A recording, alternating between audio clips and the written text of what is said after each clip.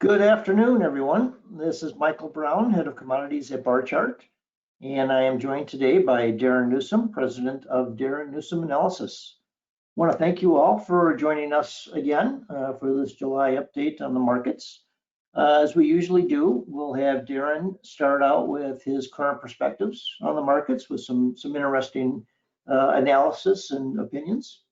And when Darin is all done, we're going to turn it back over to me, and I'll do some show and tell on the current updates to CommodityView.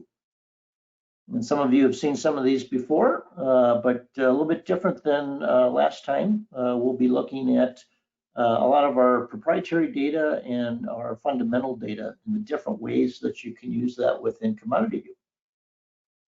So with that, I will turn it over to Darin for the market update. Darin, all yours. Thank you, Michael. And just to repeat what Michael said, thank you so much for joining us here this afternoon. I know how busy this time of year is. I appreciate that you take some time out to join our webinar today. There's a lot to talk about, but I do want to say right off the bat, be sure. I mean, personally, I'm really looking forward. I always look forward to Michael's presentation. I always learn something at the end with all of the new gadgets and new tools that they have on their system. I'm emailing him constantly to refresh my memory on how to find these things. It's just fascinating. So I know I'll be looking forward to Michael's part of the presentation today. For mine, we are at July 15th. The key driver of the markets at this point, and it's interesting, I was reminded earlier today, we are at the midpoint of summer. It is halftime of summer. If we look at the meteorological meteorological seasonal calendar that starts June, July, August as summer, we are at the midpoint. So we've already worked our way halfway through summer. We've got the back half left, and weather is everything. And right now, what I want to talk about is a weather market, not weather markets, a weather market. And I'm not talking about the usual weather market where we get this spike because we get some hot and dry weather over the course of, say, 10 days across the Midwest. Maybe we've already seen that. No, what I'm looking at is the corn futures market in specific, because there is nothing, the corn market is the tradable weather derivative. I've talked many times over the years about this very subject. And everyone wants to be able to trade weather.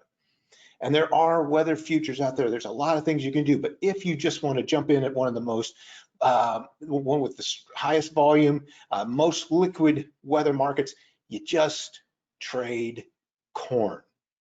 Adverse weather across the U.S. Midwest, non-commercial traders, the funds, speculators, whatever you want to call them, they buy. Corn futures go up. If we have favorable weather across the U.S. Midwest, non-commercial traders tend to sell and the corn futures go down. There's going to be a test on this later. Remember that. It's important to keep an eye on the intrinsic value and fundamentals of the market as well. Michael's going to be talking about how we can do that. From my point of view, as an analyst point of view, what I look at is the intrinsic value of the market through the Commodity National Corn Price Index, and I will spend some time on that here this afternoon.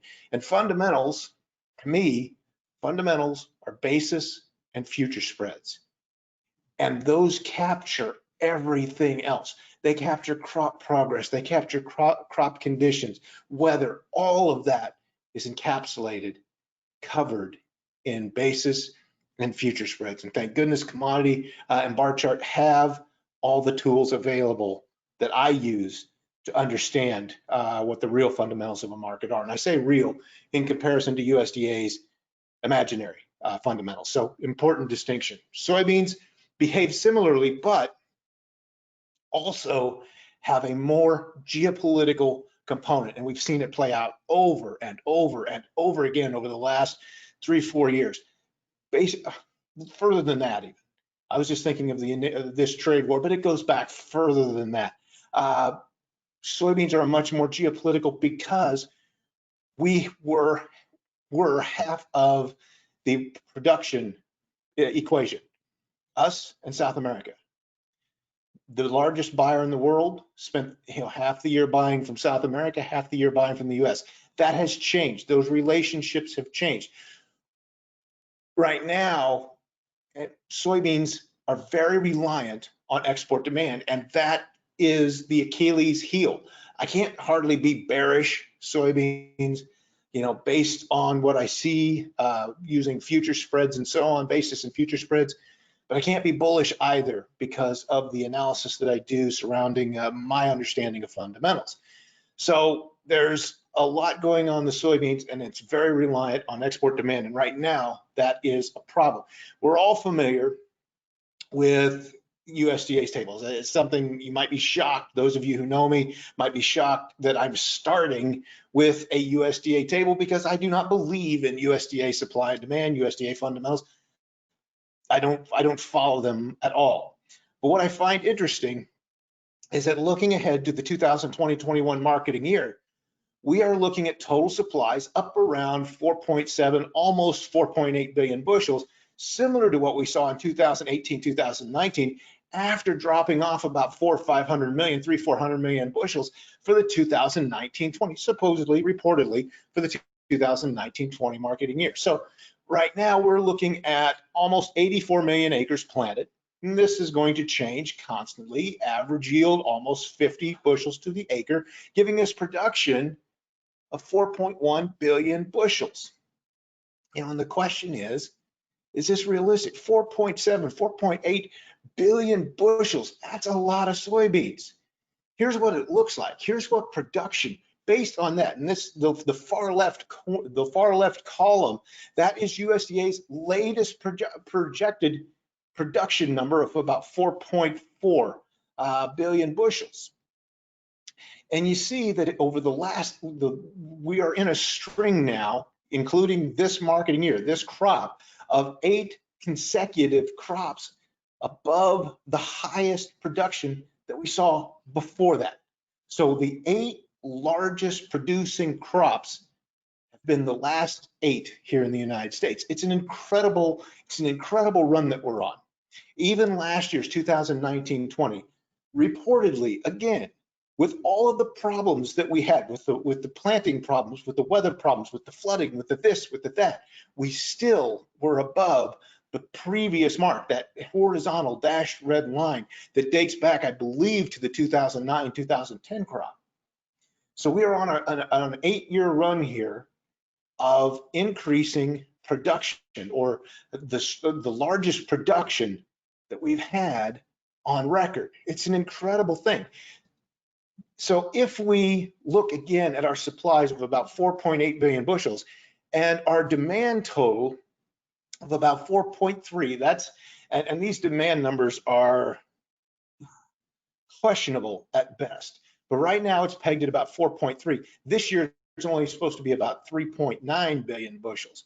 And to me, the key is exports. Remember, we talked about in the opening how US soybean market is dependent on exports.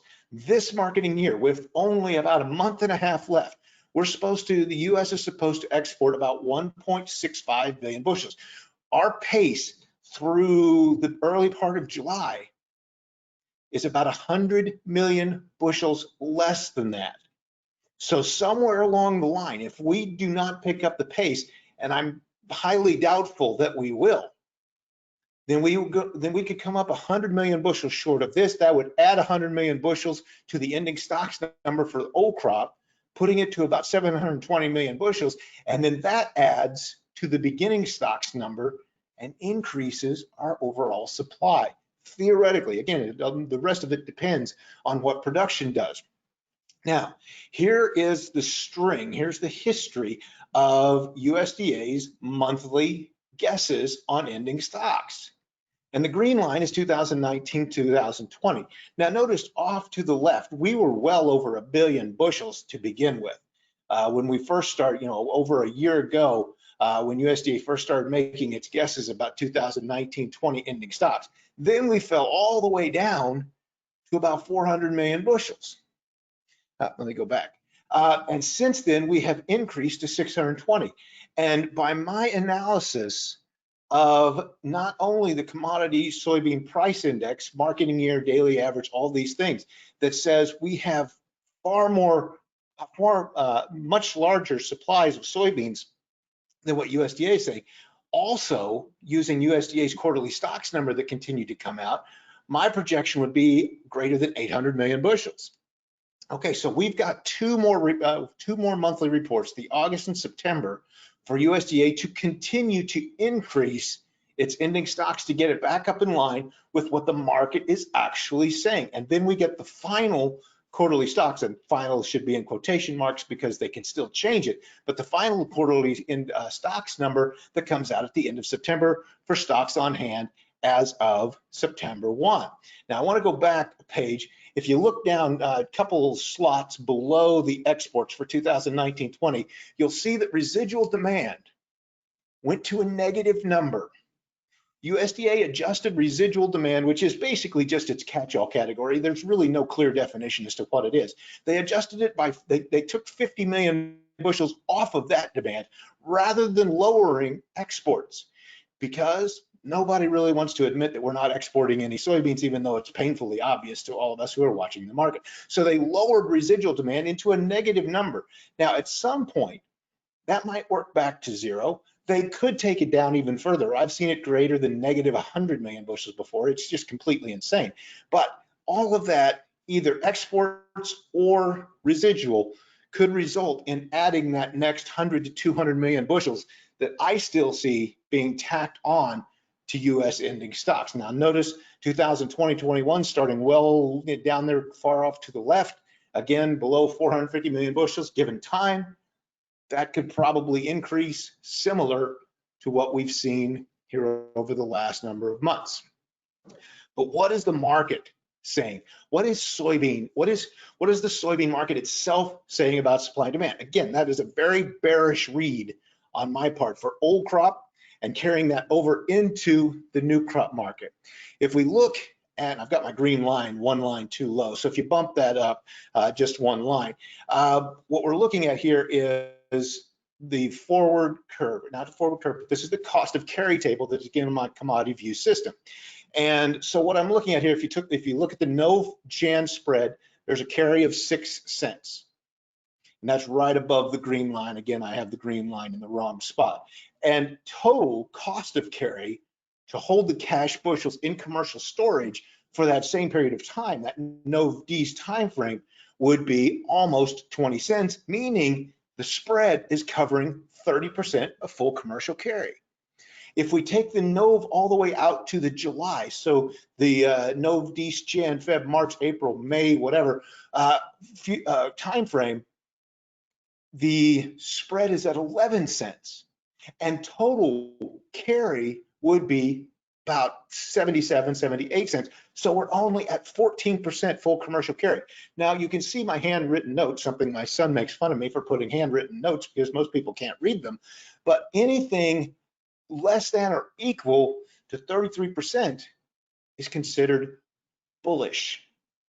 Going back to my old merchandiser days, anything less, if you've got carry in the future spreads less than 33%, it's a bullish situation. The actual real fundamentals of the market, the future spreads, the forward curve is showing you that it's bullish.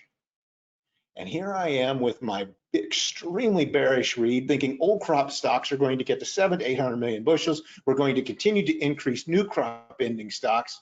Something doesn't fit. And that's the theme of the soybean market for much of this, over the course of the summer, late spring and summer, and as we start to head into fall, is that the fundamental analysis of the soybean market doesn't seem to fit. Right now, what these spreads are telling me is that we don't have 4.4 billion bushels production out there.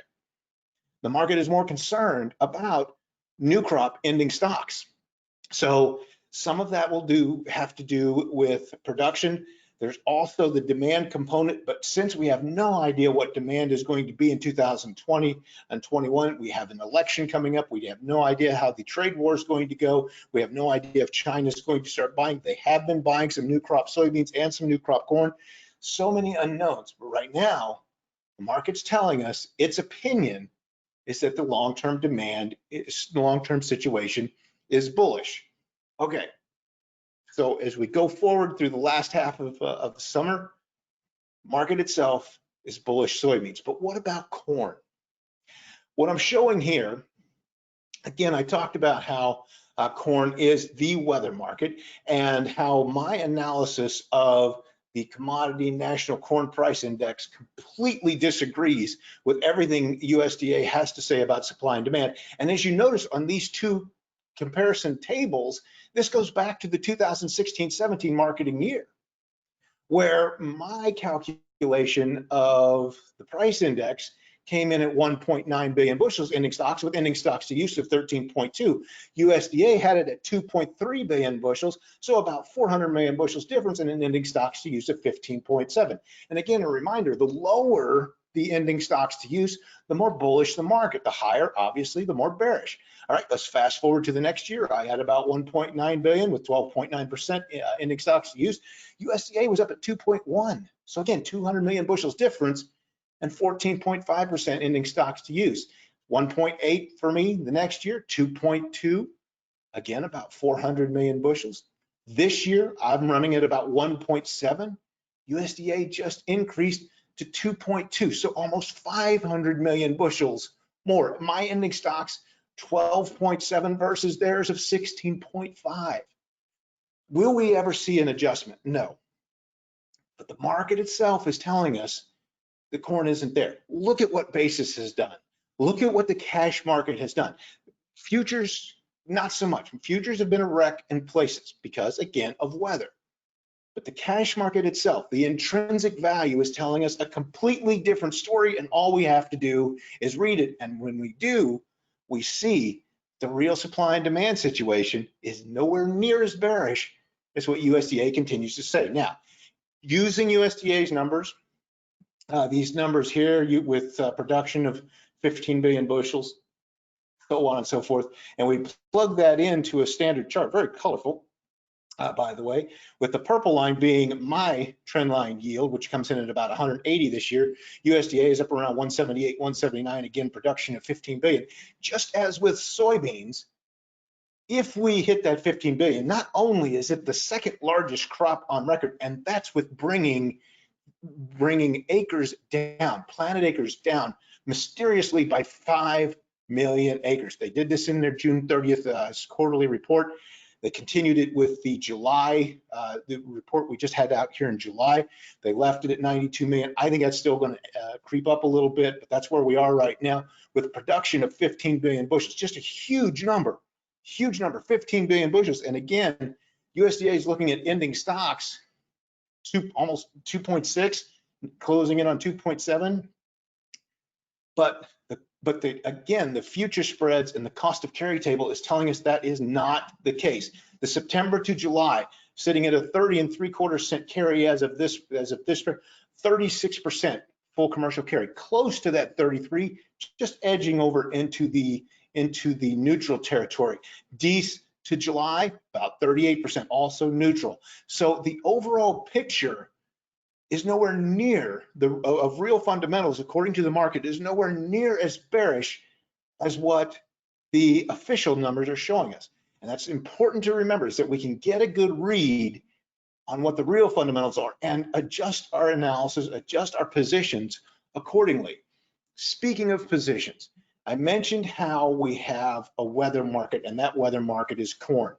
This is a chart that I post every week, an updated chart I post every week, where the blue line is the non-commercial net futures position. I pull it from the CFTC report, Commitment to Traders report, that's released every Friday, or unless there's a holiday. And I look at the very basic one, legacy futures only. I'm not into all the disaggregated and all that. A lot of folks talk about those. Really doesn't make any difference. They all show basically the same thing. And if you notice how the blue line worked down sharply from, say, February through June, that was on weather. Weather was near ideal, particularly over the spring, where you really see that blue line accelerating, because the red line, which is the short futures position, also accelerated. We also saw more short futures being put on. The non-commercial side was tracking the weather. The weather was favorable. They were selling, just as I said in the early slide. Now, what's happened here from early June on?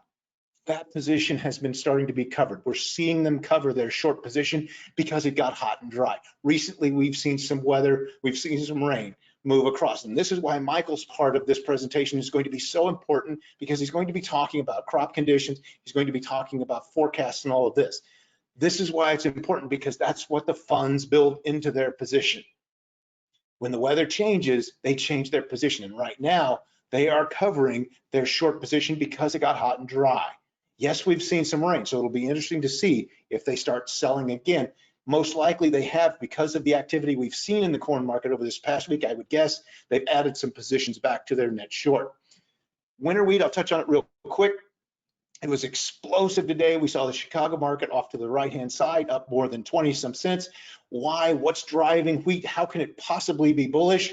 Well, if we look at the forward curve, or we look at the future spreads, July to May, 15.75 cents, covering 26%, only 26% of full commercial carry.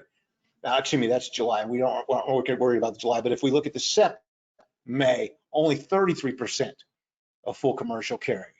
And if we look out to the March, May, go down to the bottom of the Chicago chart, only 24%. So the market itself is telling us that soft red winter wheat, or the view of global wheat, is getting much tighter, is getting much more bullish.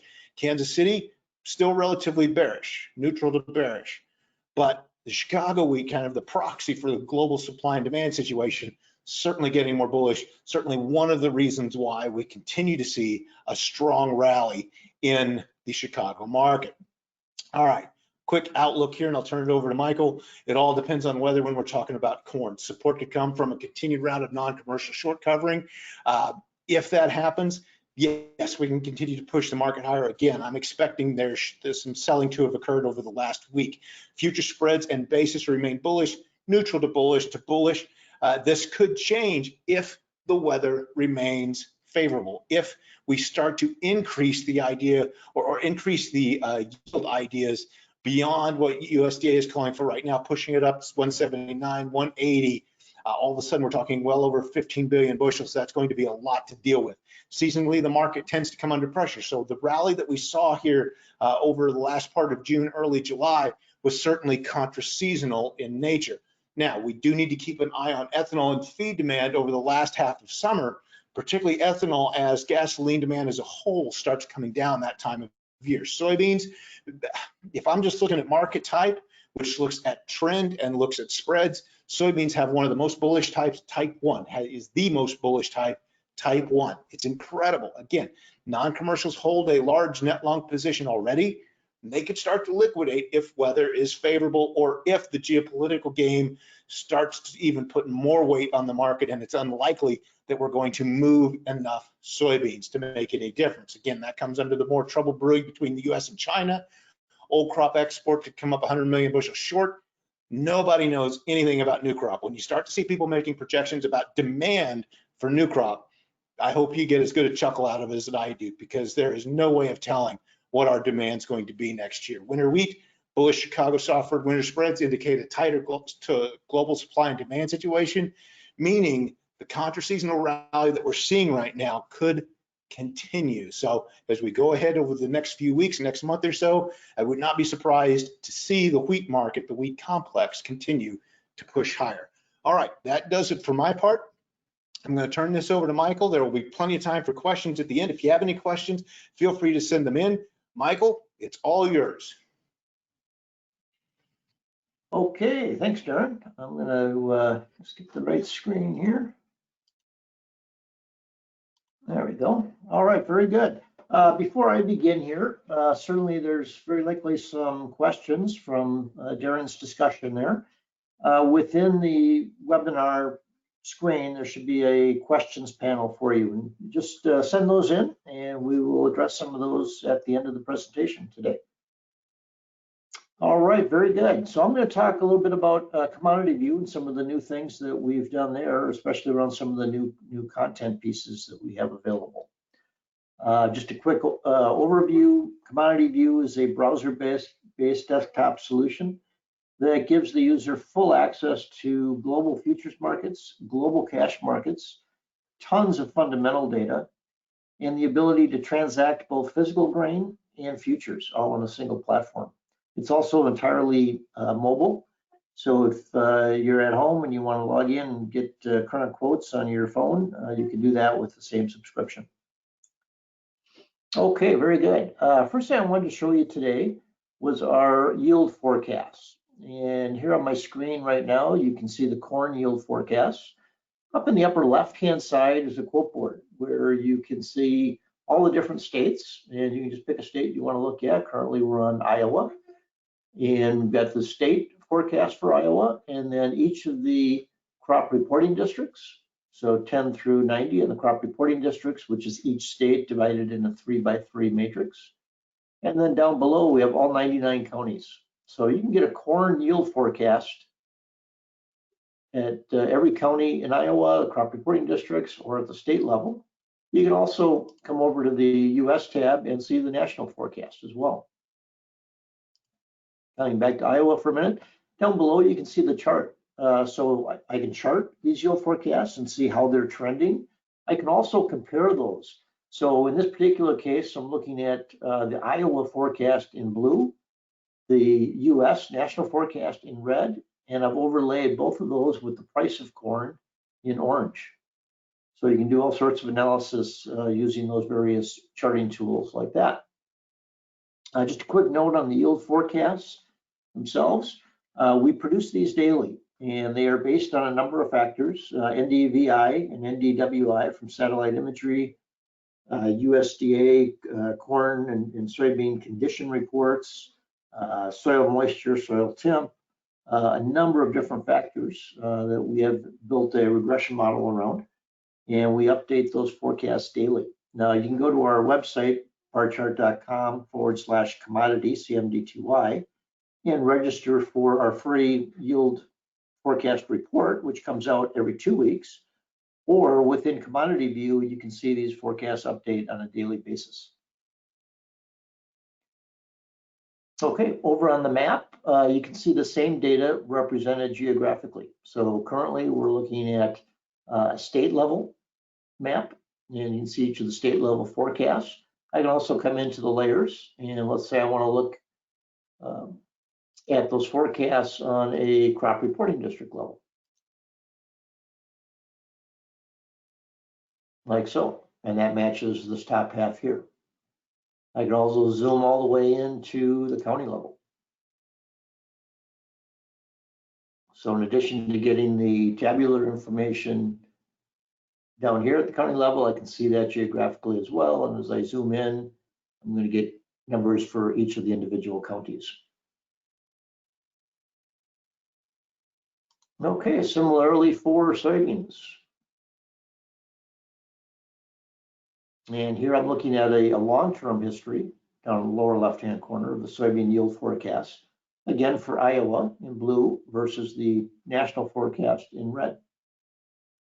And similarly on the map, I can choose the zoom level that I want to see there as well.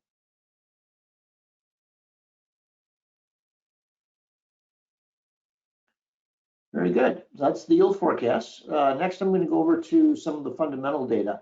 And again, these are just a couple of examples. I'm going to show you crop progress and crop condition. We also have export statistics, inventories. You can build your own balance sheet using the WASD data and our Excel add-in. So there's just tons here, but I just wanted to show you a few of the things today. And this is the corn progress report that we're looking at on the top and soybeans on the bottom. On this first tab on the left-hand side, you can see we're looking at the national progression of the crops. So I can come down here and see that, nationally corn silking is at 29%. Going is at 3%, just getting started. I can also flip over, and this is the previous years, but I can look at those previous years on a seasonal chart as well. So here I'm looking at corn silking, and 2020 is in blue, in purple is last year, and then in the green line is the average for the last 4 years. I can also come in and add additional years in here as well. So let's say we want to look at 5 or 6 years of history. I can do that as well.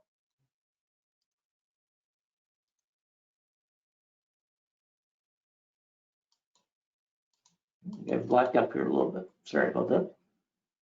Going over to condition data.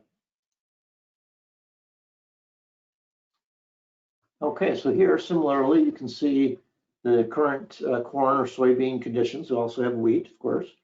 In this case, I'm showing corn and soybeans. And you can see the total, again, total US, how much is in excellent condition, how much is in good condition, fair, poor, and very poor.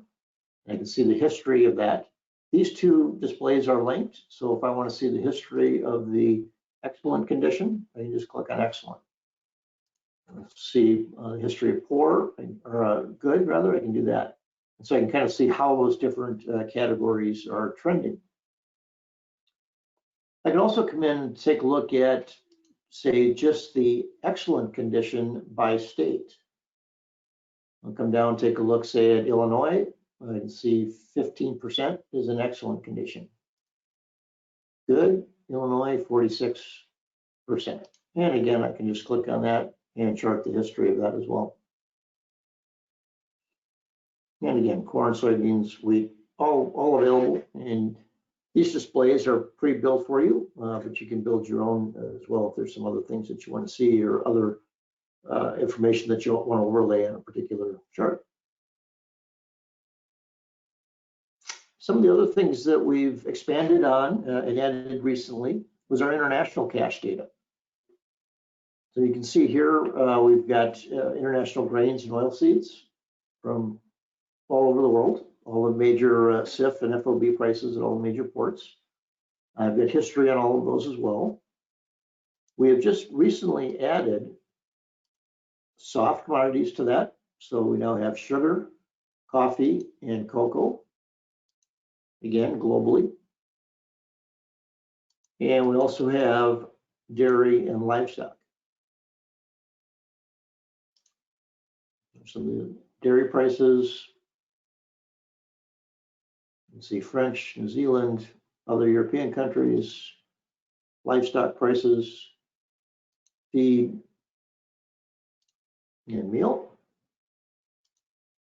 And then other commodities as well for some of the food and beverage companies and ingredient suppliers and things like that. We've got tea and spices, and then rubber. We've got a broad range of global cash commodity prices.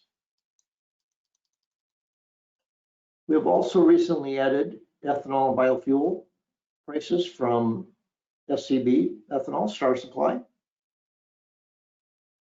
And I just wanted to quickly show you the CFTC information that Darin was referring to earlier.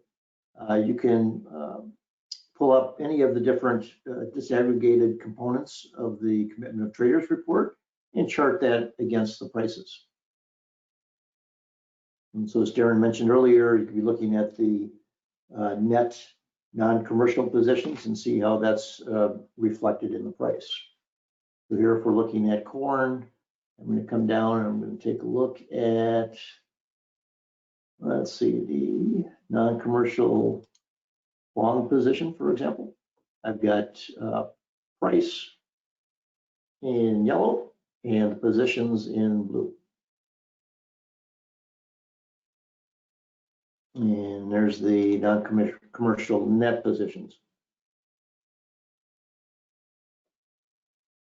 So very much in line with the things that Darin was mentioning earlier. Okay, those are the items that I wanted to show you today within Commodity View. There's a lot more there. So each time I just kind of focus on a particular area. Last time we looked very heavily at the maps and that functionality. This time we looked at some of the new data sets, fundamental data, how to use that versus price, and do some forecasting of your own. And the next time we'll look at another aspect of commodity view. So with that, I'd like to open it up to questions, and we do have a few that have come in here. Michael, before you ask your question, yes. Michael, before you ask your question, I'd like to ask you a question on what you just showed us.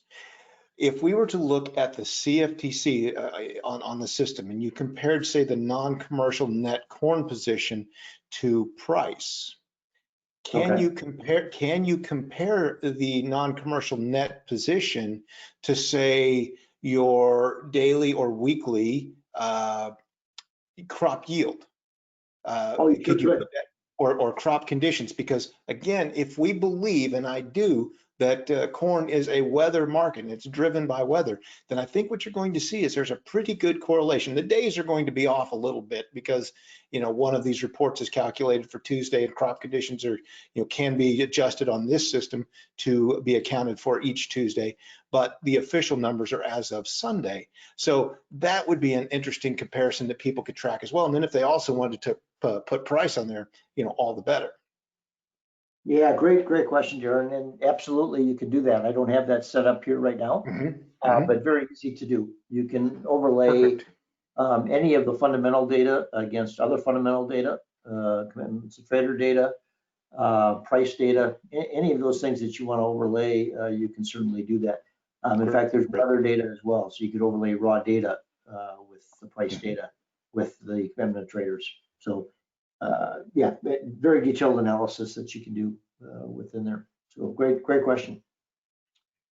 Question came in from one of the viewers today, and the question was, looking at the corn bean spread, do we be trading that here on out or leave it alone? I like the way they finished that question. My initial inclination is to leave it alone, and that is because, as I talked about, I am torn on the soybean market. If I do my structural analysis, if I look at, you know, future spreads, and if I look at the fundamentals according to the spreads and futures trends, it tells me that soybeans are one of the, if not the most bullish commodity market out there. In my mind, though, and doing fundamental analysis with, looking at quarterly stocks, with looking at, you know, what my ending stocks to use number is based on the Commodity National Soybean Price Index, it is one of the most bearish markets out there. So I'm either extremely bearish or extremely bullish soybeans. And since I don't know which one for sure, I would leave it alone. Certainly there's going to be those who want to play the corn soybean spread. I just don't think I would probably not touch it. I would look at each one of them individually. I would look for opportunities one way or the other in each one, and then just leave it at that. All right, sounds good. Thank you, Darin. Another question came in more on my side here. Can you provide yield estimates for Ontario, Canada corn crop? Not quite yet, but that is coming. So currently today, we are developing our own crop masks so that we have a model that shows where corn is being grown, for example. And the model that we have built for the yield forecast is scalable globally. So once we have those global crop masks, we will be able to expand our yield forecast not only to Canada, but worldwide as well. And then we'll also be adding wheat forecasts in the future as well to the corn and soybeans. Darin, one for you. Where can we view your data and analysis of it? Okay, I appreciate this question. You can see it in front of you. If you go to the website, darinnewsom.com, and you go to the services page, you can sign up for a free trial. It's a 7-day free trial. There you'll be able to see not only everything that I put up, but everything that I have put up, all of the analysis, all the commentary, the technical analysis, the fundamental analysis, seasonal analysis, all of these things you'll have access to, plus all the daily commentary, report commentary, and so on. So just go to darinnewsom.com, slide over to the services tab, go down a little bit, click on the free trial, and you'll be right there. I appreciate that question. Yeah, very good. And also just to add that a little bit, Darin uses Commodity View almost exclusively to perform his analysis. So many of the things that he's looking at, you can reproduce as well within Commodity View. Might be fun to build your own and then compare that with what Darin's analysis is saying. Right. Let's see, are there standard data sources for commercial cost of carry? The one that I use is it's a general, it's generally standard. Let me put it that way. The one I use again is on my commodity view, and what it allows you to do is to go in and plug in the numbers. And so what I use is I go to the CME. The CME changed the storage rate for corn and soybeans, I believe starting with last marketing year, to where they raised it to 8 cents per bushel per month. So we were able to calculate that out, plug that into the storage component. And then what you do is you look at the 3-month LIBOR. This is what I was taught by some merchandisers, is you look at the 3-month LIBOR, and I can pull that off of sites, and then you add 2%. So you have that for your interest rate. You have the CME's official storage rate, at least for the Chicago and Kansas City markets, and then it automatically calculates then what total commercial carry is. It shows you, where the spreads are, what total commercial carry is, and then what the percentage is. So it's an incredibly handy tool. I find myself completely lost when I do not have that. I rely on it every day. I rely on those tables every day. All right, excellent. Thank you. One last question that I see here, and probably to myself, it's, do you track feed barley prices in yield information? Prices, yes. So within our cash bid database, which we collect from about 4,000 locations across the US and Canada, there are barley prices there, spot prices as well as forward curves on those. There are also barley prices in our global coverage at the major ports, the CIF and FOB prices at the major ports worldwide. On the yield forecast for barley, similar to my answer before, that's something we're not doing today, but we certainly plan to extend our model to not only other geographies, but other commodities as well. So I can't tell you right now when that will be extended to barley. But I would think it will be in the not too distant future. So that is on the horizon for sure. Okay, that's all of the questions that have come in. Darin, any closing comments from you? No, again, I want to thank Michael, and I want to thank Barchart for having me on again today. I appreciate everybody joining us. Again, feel free to contact me, and by all means, if you have the opportunity to sign up for a demo and trial of the Commodity View system, I find it extremely useful. And as I said early on, just all of the new tools that they are developing, all the time, certainly helps you. No matter what type of analysis you like to do, it certainly helps you. Get to where you're going, however you want to do it. So again, just an incredibly valuable tool. All right. Well, thank you very much, Darin. Appreciate you being a key part of this today. And I appreciate everyone's attendance. I know it's a busy time of year, so we appreciate you taking the time out to join us. For any follow-up, both my contact information and Darin's are on the screen. Feel free to reach out to either one of us or contact your Barchart sales representative as well. Very good. Well, thanks so much, everyone, and have a fantastic afternoon.